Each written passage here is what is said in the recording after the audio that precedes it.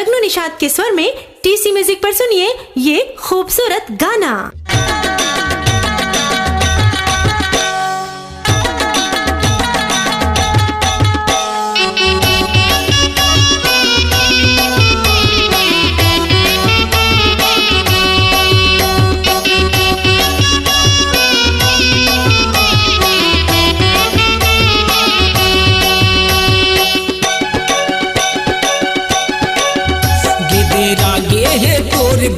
हो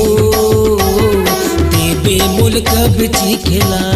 देना वो देबे मुल्क बची खेला देबे मुल्क बची खेला देबे मुल्क बची खेला देबे मुल्क बची खेला देबे मुल्क बची खेला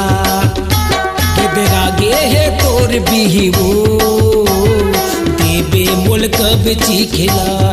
देना वो देबे मुल्क बची खेला।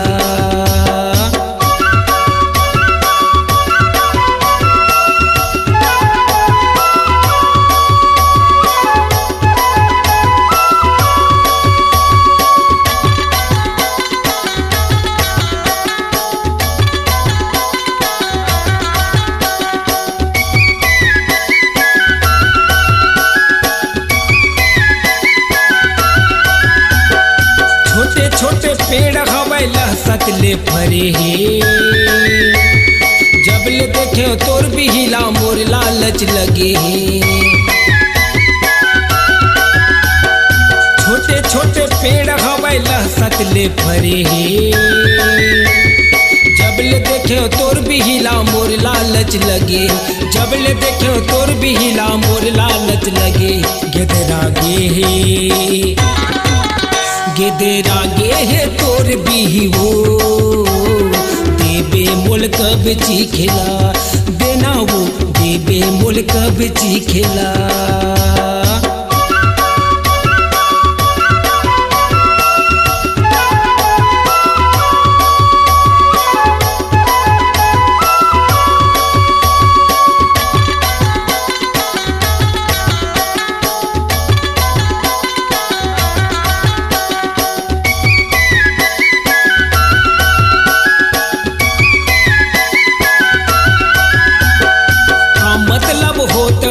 खात हवे बिंदरा कच्चा गुलगुल नहीं खाऊं मैं खाता हूँ वो गिदरा का मतलब होत हवे खात हवे बिंदरा कच्चा गुलगुल नहीं खाऊं मैं खाता हूँ वो गिदरा कच्चा गुलगुल नहीं खाऊं मैं खाता हूँ वो गिदरा गिदरा गे हे गिदरा गे है तोर भी वो देबे मुल्क बची खेला देना वो देबे मुल्क बची खेला।